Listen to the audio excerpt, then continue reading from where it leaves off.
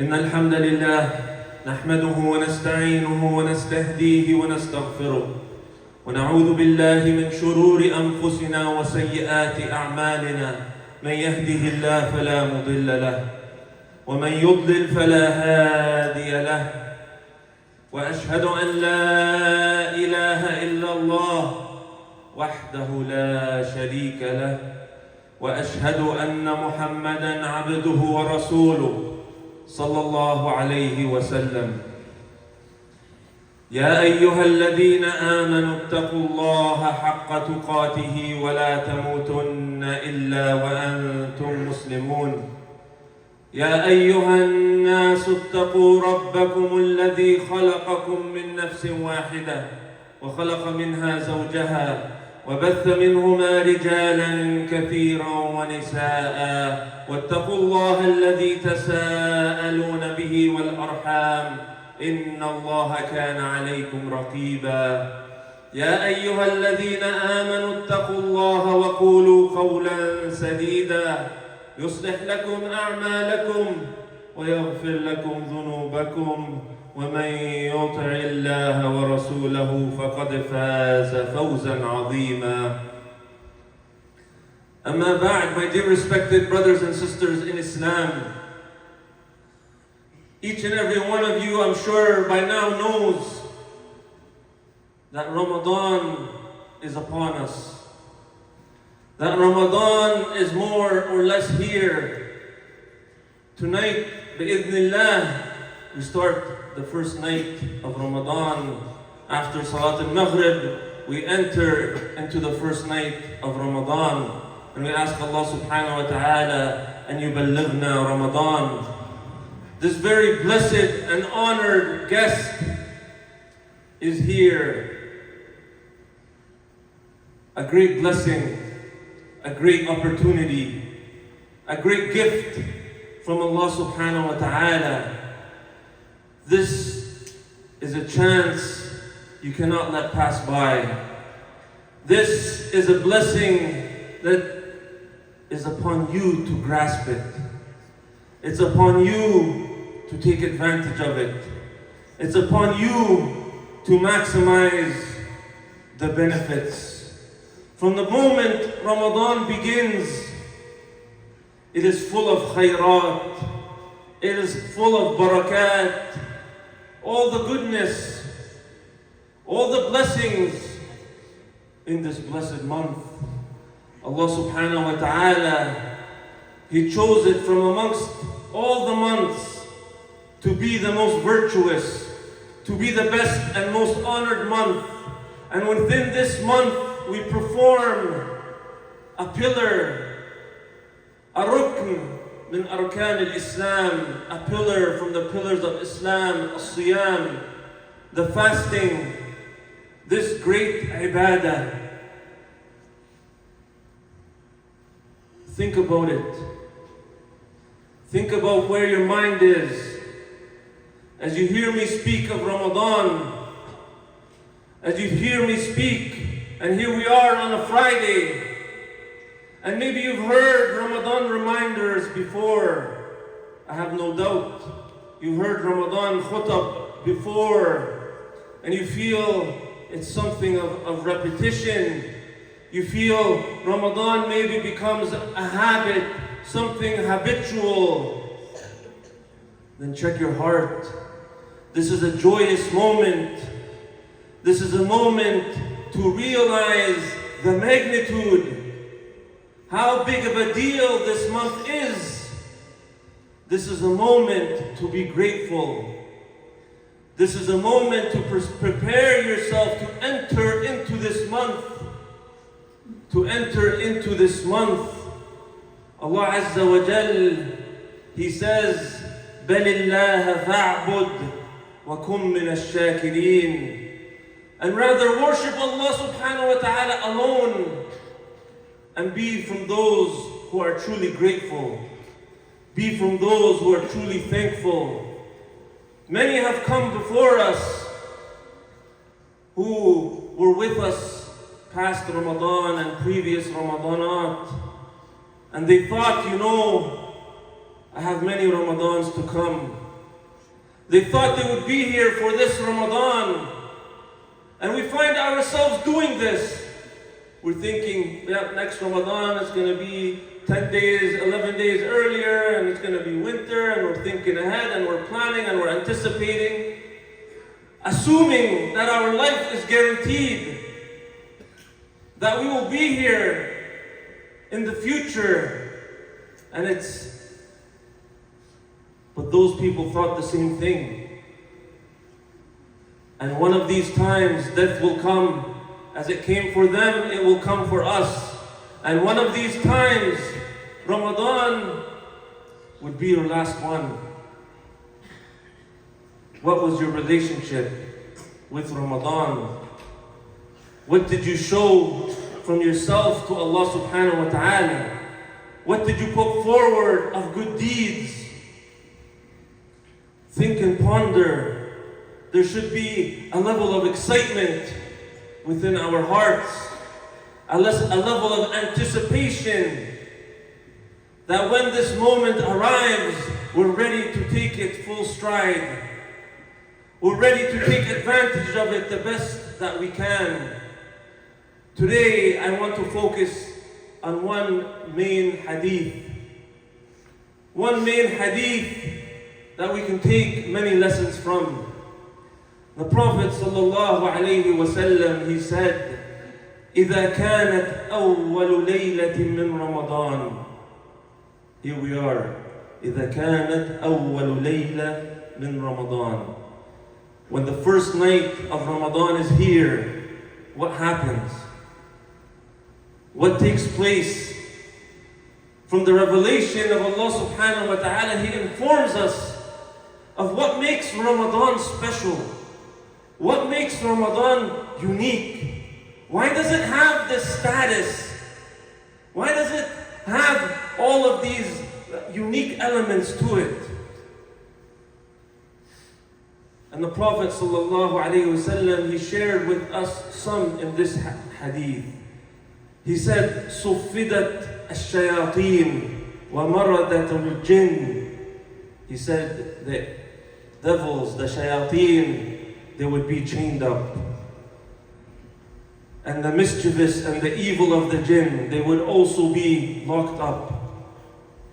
The scene is being set for you. The environment is being laid out into your favor. It's being stacked in your favor. It's being facilitated so you could easily take advantage of it. And the Prophet ﷺ, he says, وَغُلِّقَتْ أَبْوَابُ النَّارِ فَلَمْ يُفْتَحْ مِنْهَا بَابٌ. The gates of hellfire are closed and no gate would be open.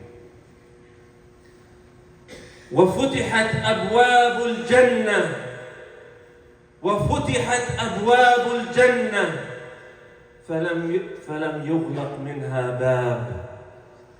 The heavens and the earth are being manipulated for your sake. The gates of Jannah are open.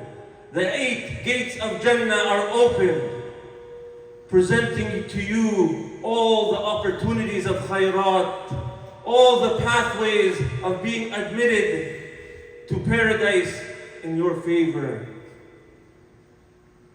وَنَادَى مُنَادِي يَا بَاغِيَ الْخَيْرِ أَقْبِلْ.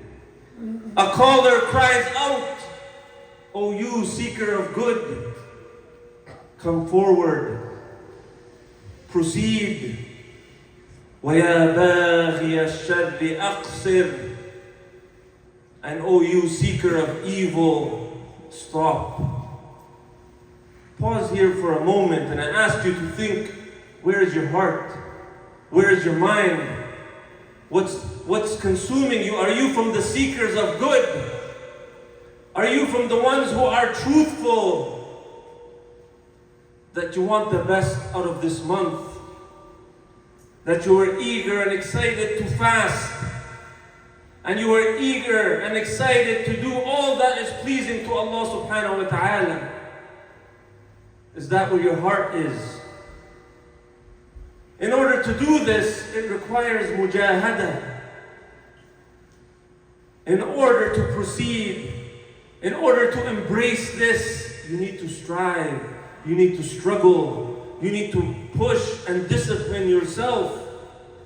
Otherwise, you will find yourself lazy, non-responsive, not moving forward. And for the seeker of evil, you find yourself tempted and inclined and drawn to the wrong things. Stop yourself. Remind yourself, we are in Ramadan. Remind yourself. Realize the magnitude of what is going on. And then the Prophet ﷺ, he says, وَلِلَّهِ عُتَقَاءُ مِنَ النَّارِ وَذَلِكَ فِي كُلِّ لَيْلَةٍ. And he says, for Allah subhanahu wa ta'ala, there are those from His servants that would be freed from hellfire. They would be saved from hellfire. Meaning they would never go to hellfire and they would be admitted to Jannah. And this is in every night. In every night, Allah Azza wa Jal would select from amongst His servants those who would be freed from the hellfire. Allahumma ja'alna min utaqa'ika min an-nar. This is the month in which Allah subhanahu wa ta'ala revealed the Quran. Jibreel alayhi salam, he used to come to the Prophet in Ramadan to teach him and to study him the Quran. The book of Allah subhanahu wa ta'ala, the book of guidance, the book of happiness, the book that would cause you to be upright, to be a sound individual, a sound servant of Allah subhanahu wa ta'ala. This great revelation came in this blessed month. Within our hearts, we should have a deep and sincere yearning, a deep desire to be from al-utaqa min al-nar. When I mentioned this part of the hadith, this should really stick out in your mind. What is it that you want out of this month? What is it that you hope to attain? You hope to attain al-itq min al-nar. You hope to be from those Allah Azza wa Jal frees from the hellfire. How would this take place? How would this occur? How do I attain this? This is what should preoccupy you. But do I truthfully want this? Remember, مَنْ عَمِلَ صَالِحًا فَلِنَفْسِهِ. Allah Azza wa Jal, He says, مَنْ عَمِلَ صَالِحًا فَلِنَفْسِهِ وَمَنْ أَسَاءَ فَعَلَيْهَا. Whomever does good, it is for your own individual benefit. وَمَنْ أَسَاءَ فَعَلَيْهَا. Whoever does bad, the only loser is you yourself. There are those amongst us who had been present for many previous Ramadanat, but didn't get much out of it. It was a big loss. And it was truly them being deprived because they didn't care. They didn't really want. Allah subhanahu wa ta'ala knows what you want, what's in your heart. What is it that you truly want? Allah subhanahu wa ta'ala knows. So how should we enter into Ramadan? Enter with this truthfulness, a sidq, being truthfully wanting to be successful. Truth isn't something you claim with your mouth, but but it is something in your heart that reflects on your limbs. It reflects on your tongue that you truly want this reward from Allah subhanahu wa ta'ala. This itq min al-nar. Allah subhanahu wa ta'ala, He knows if you truly want it or not. And if you truly want it, He would facilitate it for you. We all know the story of the Bedouin who came to the Prophet sallallahu alayhi wa sallam, and he said, if I pledge my allegiance to you, and I believe in Allah subhanahu wa ta'ala, and I follow you, and I fight for the sake of Allah, where will I be? And the Prophet sallallahu alayhi wa sallam, he said, Jannah. And the man, he pledged allegiance and he accepted Islam. And some time passed, and there was one of the ghazawat, one of the battles, and there was some spoils after the battle. And they split the spoils and they gave him his portion. And he was like, what is this? And he went to the Prophet ﷺ. He said, what is this? Prophet ﷺ said, it's your portion of the spoils. And the man said, مَا عَلَى هَذَا اتَّبَعْتُكَ. I never followed you for this. This is not what I followed you for. And the Prophet ﷺ, he said to him, then what did you follow me for?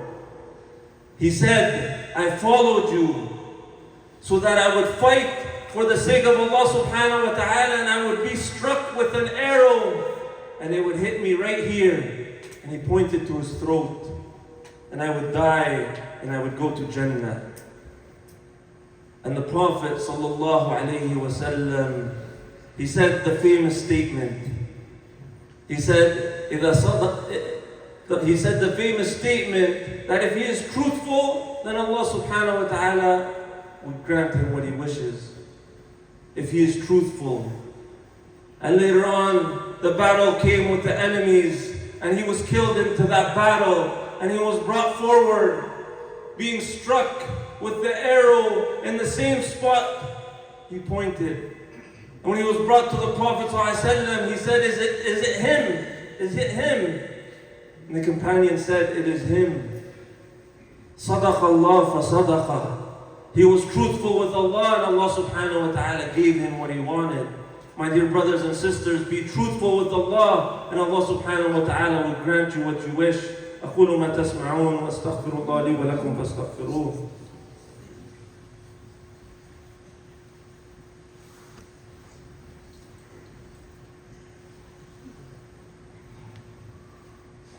الحمد لله رب العالمين والصلاة والسلام على نبينا محمد وعلى آله وصحبه ومن والاه. My dear brothers and sisters in Islam, just a few short reminders. Entering into Ramadan, as I said, enter it truthfully. Enter it with a sincere tawbah. Here we are on the day of Friday. After Asr and before Maghrib, there is a sa'ah of istijabah. Do not delay the tawbah. All of us have shortcomings and all of us have sins. Enter into Ramadan, cleansing your heart, cleansing your slate. Make a sincere tawbah to Allah subhanahu wa ta'ala, a sincere repentance. Because otherwise, the sins kill the hearts. The sins weigh heavily on you. They would prevent you from performing in Ramadan the way you would want to. So start Ramadan with a tawbah. Also focus on perfecting and having ihsan in everything you do. Maybe you might think to yourself, it might be difficult for me to do so many good deeds. But Islam is not always about how much good deeds you do, but it's about the quality. So focus on perfecting and having ihsan in your salawat, in your obligations, in your siyam. Protect your siyam. Be a person who fasts in a way that is pleasing to Allah subhanahu wa ta'ala. Fasts in a way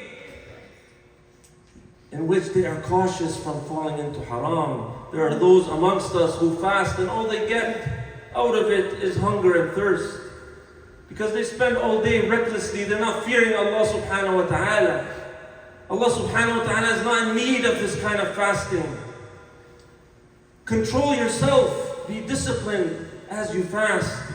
And remember, one of the challenges that I will task you with is tark al-muharramat. Abdullah ibn Mas'ud, may Allah be pleased with him, he said, فعل الخيرات يحسنه كل أحد ترك المحرمات لا يحسنه إلا صديق.